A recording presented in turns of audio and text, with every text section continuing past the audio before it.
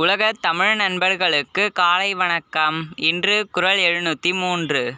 பொருட்பால். அதிகாரம் 71. குறிப்பறிதல். குறள்.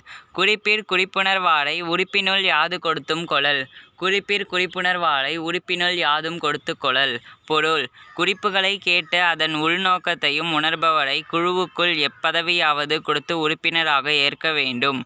குறிப்புகளைக் கேட்டு அதன் உள்நோக்கத்தையும் உணர்பவரை குழுவுக்குள் எப்பதவியாவது கொடுத்து உறுப்பினராக ஏற்க வேண்டும். குறிப்பிற் குறிப்புணர்வாரை உறுப்பினுள் யாது கொடுத்தும் கொளல் என்று திருவள்ளுவர் கூறுகின்றார். நன்றி. மீண்டும் நாளை சந்திப்போம். வணக்கம்.